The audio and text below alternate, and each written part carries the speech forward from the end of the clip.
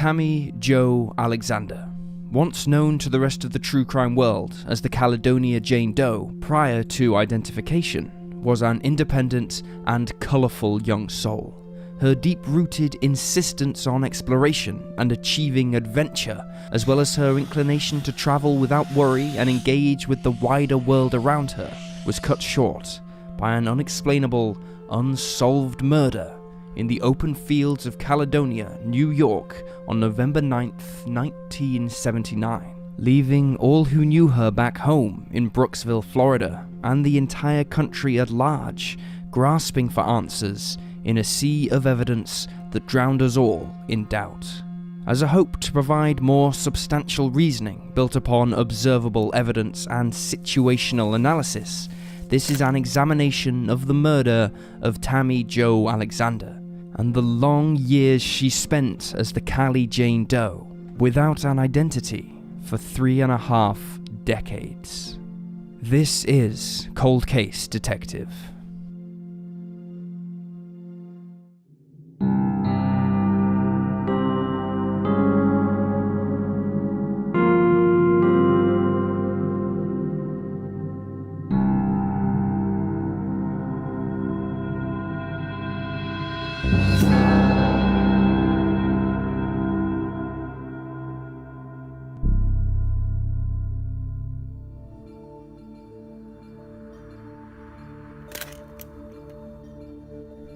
Tammy Alexander was born on November 2nd, 1963 in Atlanta, Georgia, to parents Joe Alexander and Barbara Jenkins. From birth through childhood, Tammy lived through incredibly turbulent and terrifying times, her parents negligent and filling the household with dread, their unruly choices permeating into the psyche and overall emotions of their children.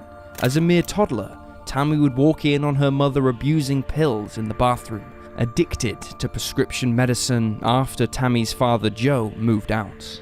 These bouts with addiction and other mental illnesses spiraled into occasional suicide attempts, including times where Barbara would slit her wrists right in front of her own daughter. Despite the chaos and Barbara's endangerment to both her family and herself, there was no true intervention during Tammy's early years. While she did survive with the help of the infrequent relative or family friend, Barbara never achieved the help she needed, and the hardships carried over into Tammy's adolescence. After Joe Alexander left Tammy and her mother, however, Barbara did bear another daughter with a different man. Tammy was blessed with a half-sister and family ally in Pamela Dyson. The two girls used each other as lifelines during the rough bouts at home, and clung to each other's spirits when the tides of terror rolled in. Sadly, Pamela was subject to the same tantrums as Tammy, and she would later tell reporters that had Barbara been properly diagnosed by a mental health professional, she would have received treatment, and she and Tammy would have lived much more peaceful lives. Nevertheless, the sisters fought onward, and at age 11, Pamela escaped the Jenkins household to live with her paternal grandmother. She presumed Tammy was able to find a similar escape and move in with fellow relatives, but little did she know Tammy continued to be stuck in the presence of her volatile mother, left to process that trauma alone and into her teenage years.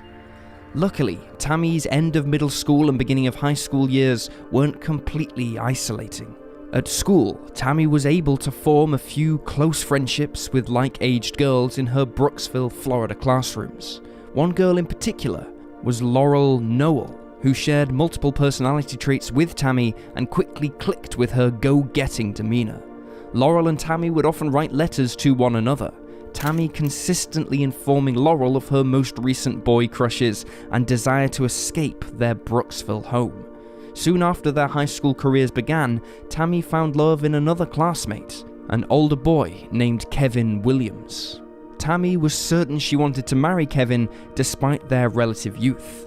In helping ends meet, Tammy joined her mother Barbara as a waitress at a local truck stop, bussing tables and collecting tips to prepare for her future abroad and away from trouble. In an intriguing twist though, trouble still followed Tammy despite her best intentions. Due to her crumbling relationship with her mother, Tammy often sought temporary escapes from her home in Brooksville, and she and her friend Laurel would hitchhike around the country as means of adventure. Often they would go places they had no connection to, just two teenage girls wandering the open United States. One time the pair hitchhiked all the way to California. However, upon arrival, Laurel called her parents out of confusion, and Mr. and Mrs. Noel flew both their daughter and Tammy back to Brooksville. Tammy's parents, however, didn't seem to care, and she often wrote new letters to Laurel professing her desire to hitchhike again, viewing these cross-country escapades as fun journeys, never questioning the overall safety of their trips. These letters would become the defining artifacts of Tammy's final weeks alive and well. She and Laurel weren't always on the same page about things. Like many high school friendships, they took part in their fair share of arguments. But one thing was for certain in the letters. Tammy was not just a person defined by her rough upbringing or occasional carelessness. Rather, Tammy displayed a natural charisma, an enigmatic mode of operating that reflected her love of independence. Tammy was strong-willed and vastly imaginative, and above all, incredibly introspective, in tune with her emotions while understanding exactly what she wanted. She sought a sturdy life, at least something sturdier than she knew as a child, hopeful for a post-grad marriage and a happy life far, far away. Her exuberance pushed her to new heights, and tragically, to new places for unknown reasons. For in 1979, Tammy Jo Alexander went missing from her sleepy town in central Florida, only to be found dead in autumn of that same year, left unidentified as the Cali Jane Doe for over 35 years.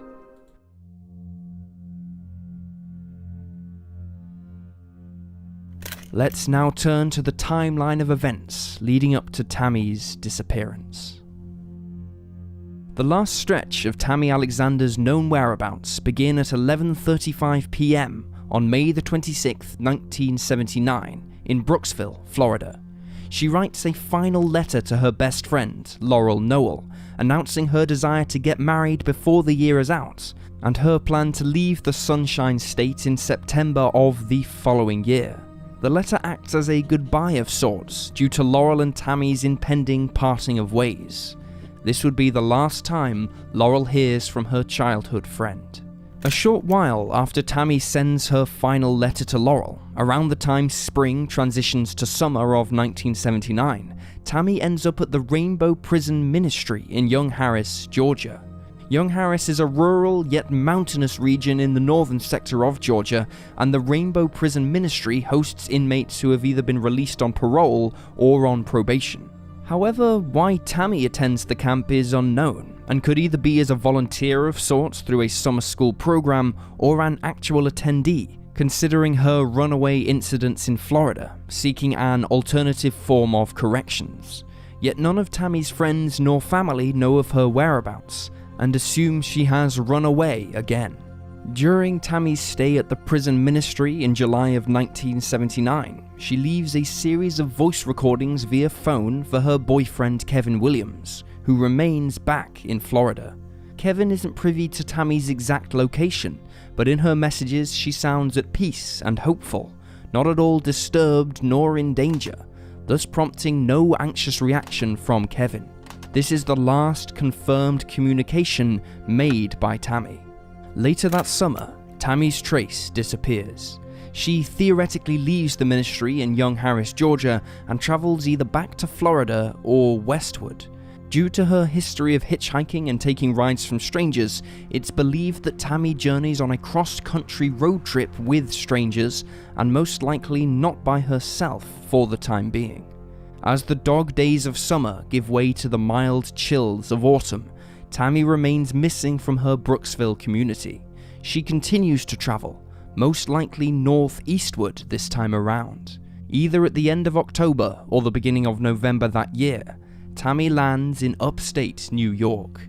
How she gets here or why she chooses this location is unknown. But again, she is most likely accompanied by either one or multiple companions. In the early evening hours of Friday, November 9th, 1979, Tammy is reportedly spotted at a diner in Lima, New York, a small town of less than 4,000 people in the northwest area of the state. A waitress, who later recounts as an eyewitness, serves a girl matching Tammy's description and an older male figure who accompanies her. Tammy doesn't appear distressed or in any real danger, and the male figure pays for the meal before departing with Tammy a little while later. This is the last known sighting of Tammy Jo Alexander. Later that night of November 9th, Tammy is taken to a road on the edge of a farm in Caledonia, New York of Livingston County, another small town only a 20-minute drive west of the Lima diner, along Interstate 20 and New York State Route 5, 23 miles south of Rochester. Here, she is shot in the back of the head once via handgun, stripped of all identification, and dragged into the neighboring cornfield. In the field, the perpetrator fires one more bullet into Tammy's back and leaves her for dead. The gunshot wounds hemorrhage, and Tammy passes away before sunrise, her murderer escaping into the night. As the clock strikes midnight and the calendar flips to Saturday, November 10th, a series of rainstorms hit upstate New York and wash away most of the evidence from Tammy's body. Vital DNA destroyed, and Tammy Alexander's story is blemished almost beyond any understanding. The following morning, a Caledonia farmer awakens and walks outside to check on his pastures after the inclement weather of the night before. As he approaches the cornfields, the farmer spots a bit of red fabric settled in the distance.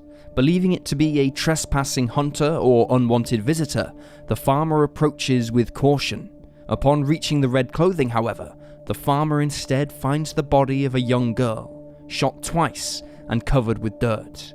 He quickly returns to his farmhouse and alerts the police. Not long afterwards, authorities show up at the scene and begin collecting evidence. They find a small pool of blood on the edge of the cornfield where the girl was shot, along with the trail leading from the blood to the body. The body itself shows no signs of sexual assault and was fully clothed. However, her pant pockets had been turned inside out, as if ransacked prior to abandonment. At the coroner's office later in November, the medical examiner notices that the gunshot wounds indicate that the girl had not flinched or moved as she was shot, a peculiar yet common phenomenon in murder cases. The coroner is unable to find anything else peculiar though, and rules the death as a homicide, while the police continue searching for the girl's identity. As November 1979 comes to a close, law enforcement announced the female corpse as the Caledonia Jane Doe, failing to find her family, origin point, or even name. She is initially described as a young girl between the ages of 13 and 19, standing at around 5 foot 3 inches and weighing around 120 pounds, with brown eyes, wavy brown hair at shoulder length that had been dyed 4 months prior to death, and coral-coloured nail polish painted on her toenails. She displays no signs of dental work. Her blood type comes back as A negative, and her stomach contains sweet corn, potatoes, and canned ham. The analysis of the composition and mineral content in her teeth reveal a North American drinking water pattern. Despite these revelations and biological clues, police are unable to identify the Cali Jane Doe as 1979 comes to a close. About a year later, on October 20th, 1980, authorities release a sketch of the Cali Jane Doe, asking for anyone who recognizes the girl to come forward with information. Her case is quickly shipped to major news networks, and before long, the entire state of New York is searching for Cali Doe's identity. Even with the advanced efforts of investigators to share the Cali Doe story with the general public, very little advancements are made in the case over the next few years, as the 1980s progress. A few tips here and there make their way to the proper channels, but none turn out to be of any use. The first major bend in the case arrives in 1984, when the notorious serial killer Henry Lee Lucas, murderer of 11 women and friend of fellow murderer Otis Toole, confesses to Texas state rangers while in prison that he had killed the unidentified girl known as Caledonia Jane Doe back in 1979 without ever giving away her true identity. Rangers relay this information to fellow New York State detectives. However, even through joint investigations, each branch is unable to find sufficient evidence in this claim. Lucas's involvement is then all but ruled out in 1985, when it's discovered that he had falsely confessed to over 100 murders, in which he had zero connection. It is widely believed that the Caledonia confession is one of these 100-plus bogus claims. As the 1980s come to a close, police interview their fair share of other serial killers and small criminals with potential links to Caledonia. However, none prove fruitful, and the case remains as cold as it was that November morning of 1979. In 1989, newly elected sheriff of Livingston County, New York, John York, promises the public that the Cali Doe investigation will remain active as long as he remains sheriff. York was deputy sheriff and one of the first responding officers at the scene of the crime, and acts as the strongest voice for the still unidentified teenage girl well into the new millennia. Over 15 years pass until the next major development in 2005, when forensic scientists perform a successful DNA extraction from Cali Doe's remains due to improved technology. This allows for the possibility that her identity will be found someday through another DNA sample match. Another break in the case helps authorities inch closer to solving Cali Doe's mystery 1 year later in 2006, when an analysis of her teeth display an isotopic oxygen ratio hinting she may have been from the south or southwestern regions of the United States. These tests are paired with a palynological analysis done on the Cali Doe's clothing, in which pollen pulled from her body can be traced back to trees grown in California, Arizona, and other southwestern regions in the United States, leading investigators to recognize that their Cali Doe was not a Caledonia native. A few years later, in 2010, Web Sleuth's moderator and California artist Carl Koppelman catches wind of the ongoing Cali Doe cold case and opts to perform a facial reconstruction of the girl's profile, in hopes that a newly drawn image will aid both investigators and the general public in identifying the body. The facial reconstruction is uploaded to the National Missing and Unidentified Persons System, also known as the NAM-US database, but no new information is discovered. Coincidentally, around the same time in 2010, Laurel Noel, Tammy Alexander's best friend from Brooksville, starts searching for her old high school classmate via social media, but cannot find Tammy or her name on any internet platform. As the next few years trickle by, Laurel doesn't give up her efforts. She eventually reaches out to Pamela Dyson, Tammy's half-sister, who now resides in Panama City, Florida. Pamela tells Laurel that she moved away from Tammy and their mother Barbara when she was only 11 to live with other relatives, and figures Tammy did the same not long afterwards. However, both women also discuss Tammy's inclinations to run away from home, and wonder if she simply left Brookville to start her own life, free from her haunted history in Central Florida. When Laurel informs Pamela of her own research and the lack of Tammy's presence on the internet, Pamela digs deeper into the connections with the surviving members of the Alexander family, and learns that Tammy hasn't been heard from since her initial disappearance in 1979. Barbara Jenkins, the girl's mother, had died in 1998 and listed Tammy as deceased in her obituary, a commonly held belief when she had never returned home after the summer of 1979. In 2014, both Laurel and Pamela share with one another their concern that Tammy had wandered along a dangerous path after she vanished, and wonder if she is a victim to an unknown crime. Pamela tells Laurel that she believes police may not have taken a missing persons report seriously if they knew about Tammy's hitchhiking history, and so even if Barbara had filed one, it may have been disregarded or lost. Thus, in August of 2014, Pamela and Laurel pay a visit to the Hernando County Sheriff's Office in Central Florida to inquire about a missing persons report for Tammy Jo Alexander. The officers at the station check and say no report had ever been filed in 1979 or since, so the two women file one, and the authorities launch an official investigation. About 1 month later, in September of 2014, the Cali Doe artist, Carl Koppelman, spots the new listing for Tammy Alexander on the NamUs database and realizes her face is strikingly similar to the reconstruction of the Caledonia Jane Doe. He promptly emails the Livingston County Sheriff's Office in New York, the Hernando County Sheriff's Office in Florida, the NamUs Regional Admin, and the National Center for Missing and Exploited Children. Law enforcement quickly responds and arranges a DNA test with Pamela Dyson, since her blood relation to Tammy Alexander could provide an accurate match. A few months later, in January of 2015, the DNA results come back to the Monroe County Medical Examiner and reveal Pamela's mitochondrial DNA samples match perfectly with Cali Doe's samples. For the first time in 35 years, detectives know the body's identity, and Pamela knows the tragic fate of her half-sister, Tammy Alexander. Not long after, on January 26th, authorities announced during a news conference the identity of the Caledonia Jane Doe and shift the focus of their investigation from identification to solving Tammy's murder. A mere month passes by, and at the end of February 2015, the Livingston County Sheriff's Office reports that a record number of tips have flooded through their various channels, a drastic change to the slowly decreasing number of leads they had acquired up until then.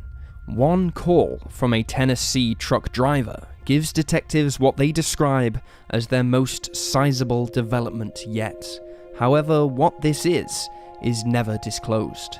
Another month flies by, and in March of 2015, the revelation regarding Tammy and her time spent at the Rainbow Prison Ministry is revealed to detectives.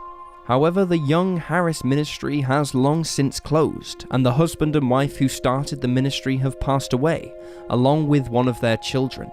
The lack of public information regarding Rainbow Prison Ministry doesn't deter investigators, and at least gives a bit of insight into Tammy's final months of life, details which had been lost for 3.5 decades.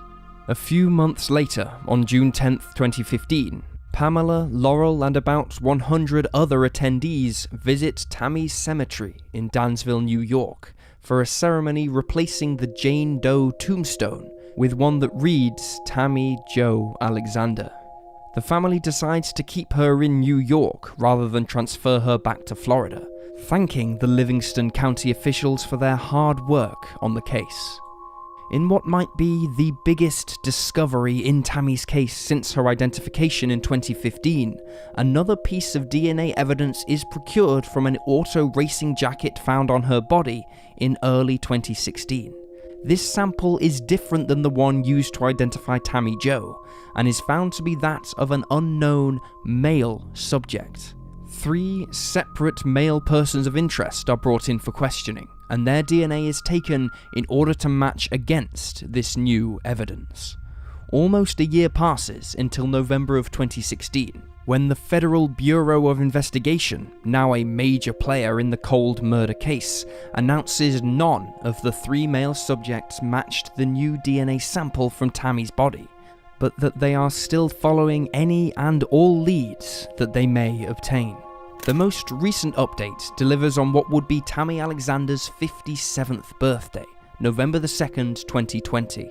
When the Livingston County Sheriff's Office releases 3 segments of the audio recording acquired from her high school boyfriend, Kevin Williams, who had kept a voicemail he received from her on a tape cassette prior to her disappearance in 1979.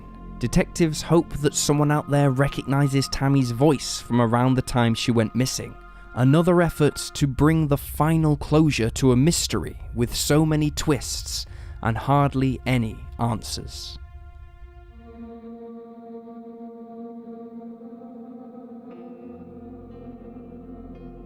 In most cold case detective investigations, I like to hone in on one specific aspect to the case that signifies the mystery's biggest clue, or in some cases, its most microscopic detail that could cause the fissure needed to crack the case wide open. In regards to Tammy Jo Alexander's murder, I'm gonna bend the rules a bit to highlight two separate case points, as they both reflect vital pieces of evidence that we all must take seriously when considering Tammy's case. The first major case point is the description of the male subject seen with the girl thought to be Tammy Alexander at the diner in Lima, New York on the night of November 9th, 1979. The man was first spotted and described by the waitress who served him and Tammy, and is thus far the only suspect with a verified eyewitness account and corresponding profile. He was a middle-aged white man, standing around 5'9". He wore black, wire-rimmed glasses and reportedly drove a tan station wagon to and from the diner. The waitress told police that he paid for both his own and Tammy's meal, but never aroused much suspicion or concern. The man in the black-rimmed glasses is still considered a prime suspect by police, and his facial composite sketch is still used on wanted posters across the country. You can see a copy of this sketch in the show notes on this podcast. If the man in this drawing is familiar to you, if you recognize his face from the Livingston County, New York area, or any area in general dating back to the late 1970s, please call the Livingston County Sheriff's Office at 1-844-527-6847. The second major case point is the recordings released by police revealing Tammy Alexander's voicemails left to her former boyfriend in 1979. I have 3 segments here that I will play to you now. These recordings are thought to be from the time Tammy spent at the Rainbow Prison Ministry, and showcase her personality mere months before she was killed. These are the 3 excerpts played one after another. Well, hi Kevin, how you doing? I'm fine. That was nice to hear from you. I'm very glad to get your letter. I gotta go now, so you take care and be careful. Oh, that was cool. I'm looking at a postcard that says Moon over Miami. The alluring beauty of moonrise shimmering over the Atlantic Ocean in Florida. It's got 2 palm trees, the moon, the ocean, and a girl in a white shirt and black pants on it, and it's blue. Beautiful. Simply beautiful, yeah? While investigators have come forward and said they believe there is nothing incriminating or suspicious involved with these recordings, they do give us a rare opportunity to hear Tammy's true self, to get a glimpse, even a small one, into the caring and optimistic person she was, and maybe even trigger someone's memory who may remember hearing that voice back during her final months spent alive in the autumn of 1979. While the chances of such recognition happening are slim, as it was over 4 decades ago, cold cases such as these deserve every opportunity to be solved. Every avenue must be explored, as far-fetched as it may seem. Again, if you recognize this voice, or know someone who might, please share this audio and call the Livingston County Sheriff's Office at 1-844-527-6847. Now let's turn to the most prominent theories surrounding the murder of Tammy Jo Alexander.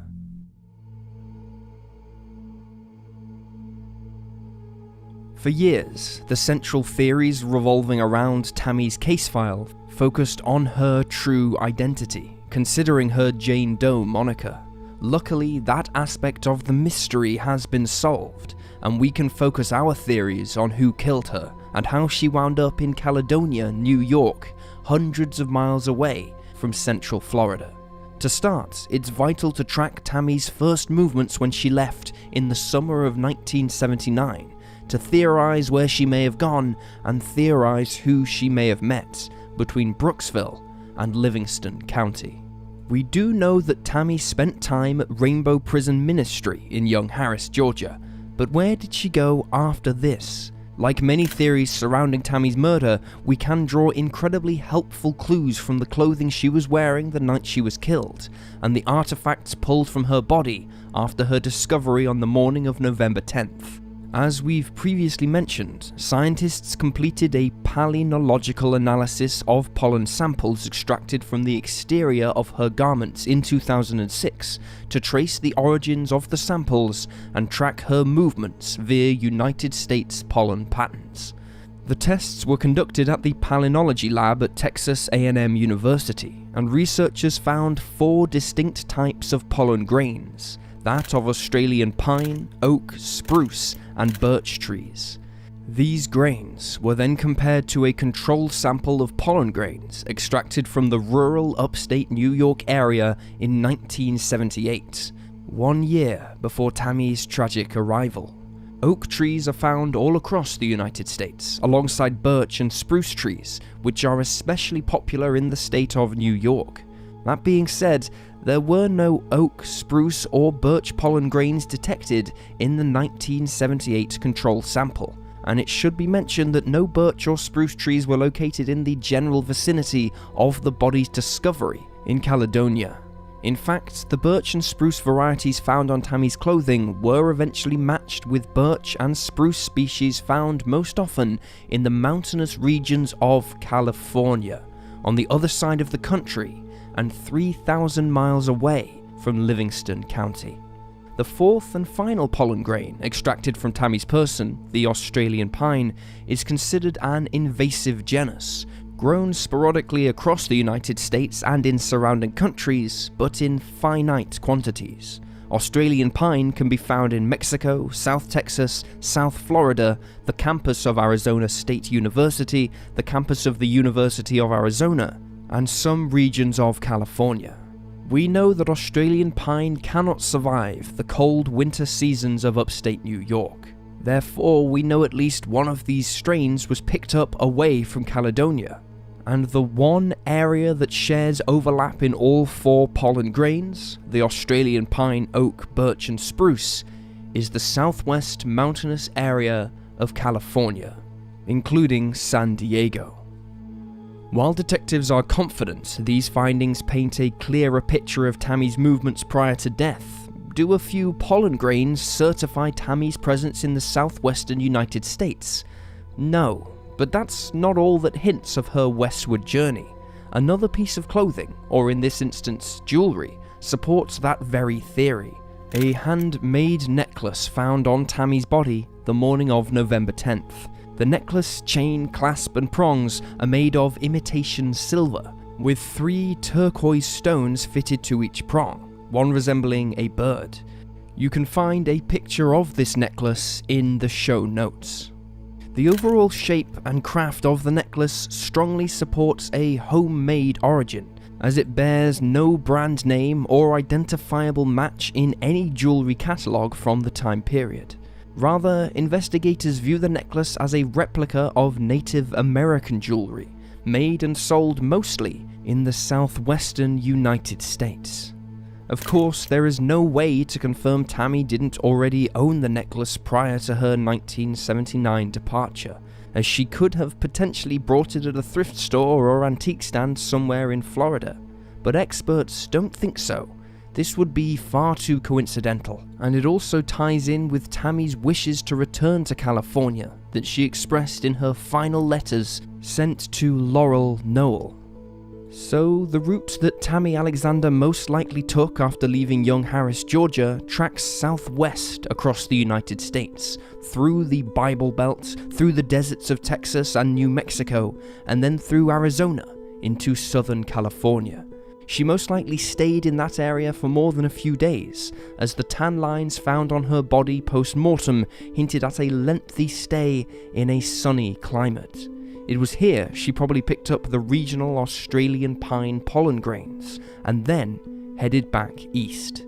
Detectives believe Tammy then tracked through the Sierra Nevada mountain range, picking up the exclusive birch and spruce species of pollen, before heading through Nevada and most likely hitchhiking eastward towards New York State. In terms of the remainder of Tammy's belongings, police also recovered 2 metal keychain pendants, which were traced to vending machines set along the New York State Thruway, a series of controlled access highways that cross a mere 4.5 miles north of Caledonia. The pendants were a lock and key style of paired chains, and the locket included the inscription, "He who holds the key can open my heart." Unfortunately, the key portion was also included on Tammy's body, meaning the perpetrator never took one half of the pendant. This clue doesn't reveal too much, except that Tammy most likely came into New York heading east on Interstate 90. Aside from jewelry, detectives took a deeper dive into the rest of Tammy's outfit to see if they could match anything else to an ulterior source. Most of what was left behind seemed to make sense belonging to a 16-year-old independent teenage girl. The tan corduroy pants, coloured plaid cotton polyester shirt, blue knee-high socks and brown ripple sole shoes all fit Tammy's demographic. However, there was one piece of clothing that did not fit a girl of her age's profile, and was thought to belong to another male. A red, nylon-lined windbreaker with black stripes along the sleeves, with a collar label reading Auto Sports Products Inc. This is the garment that included a new DNA sample belonging to an unidentified man, and was tested against 3 other male subjects' DNA in 2015. That DNA has still yet to be matched, but it is widely agreed upon Tammy picked up the red windbreaker on her ventures out west, either on the way there or on the way to New York. Now, this isn't proven to have belonged to the killer himself, since the killer went through the trouble of removing Tammy's other identifiable belongings, but there is a good chance whoever it does belong to knows more about Tammy than anyone else at this point in time. One specific theory attached to the red windbreaker does include a possible known killer, Christopher Wilder. Wilder, also known as the Beauty Queen Killer, was an Australian who immigrated to the United States in 1969. He raped 12 women and killed 8 on a cross-country crime spree in a 6-week period in early 1984. He is also thought to be the culprit of 2 statutory rape cases in Florida in 1983, as well as countless unsolved murders both back home in Australia and in the United States. Wilder's MO was to persuade young women to get into his truck after offering them a modelling contract, using his background in photography as a means to appear legitimate. The crimes that have been confirmed to have been Wilder's took place all over the country, including Florida, Georgia, Kansas, Texas, Utah, Arizona, and California. But one in particular really stands out. In April of 1984, Wilder abducted a 16-year-old girl named Tina Marie Risico and forced her to road trip with him across the country while helping him abduct other unsuspecting female victims. They eventually reached New York, where Wilder again abducted a woman by the name of Beth Dodge before killing her and dumping her in a gravel pit. He then bought a plane ticket for Tina Marie back to Los Angeles before heading back out on the road to commit further crimes. One of the elements that makes Wilder such a fitting suspect in relation to Tammy Alexander's murder is the way he travelled while committing crimes, and the places he was known to frequent. Tammy was killed 5 years before Wilder's 6-week homicidal spree, but it is possible he was in the United States during that time period, driving across the country, scouting out locations and understanding the general routes between state lines. It is entirely feasible Wilder ran into Tammy during her own adventures out west, and pulled the same sickening stunt he would on Tina Marie Risico half a decade later.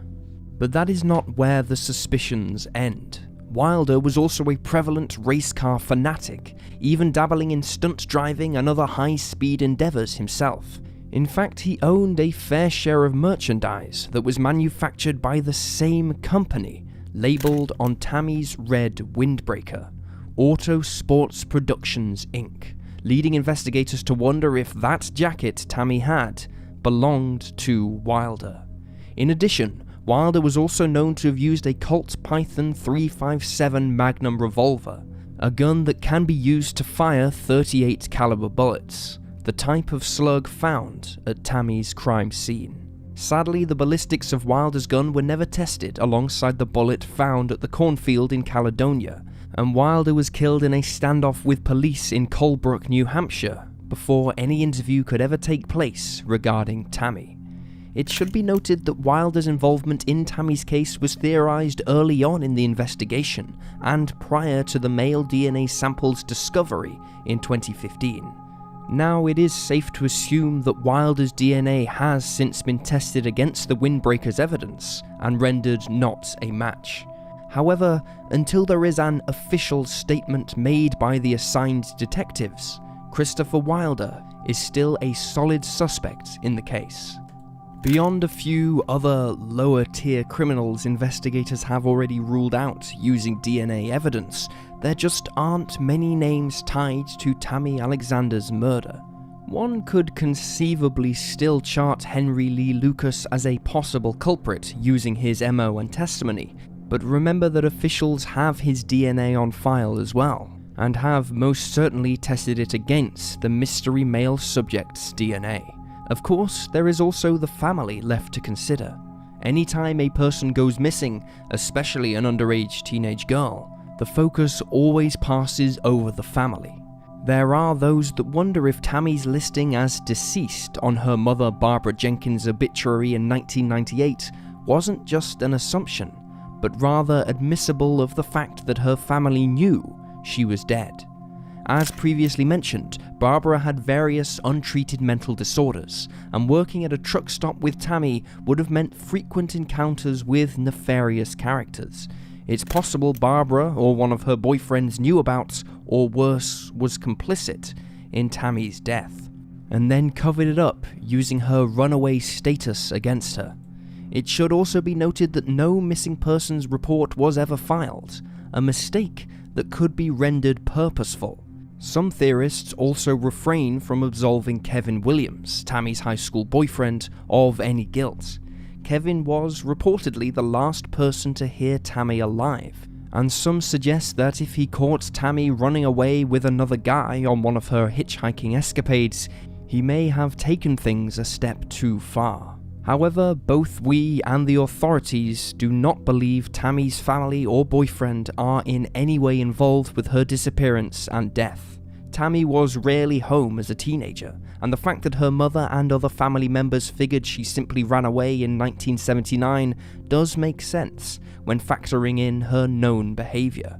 Kevin Williams has been nothing but helpful throughout the investigation, and was only a boy at the time.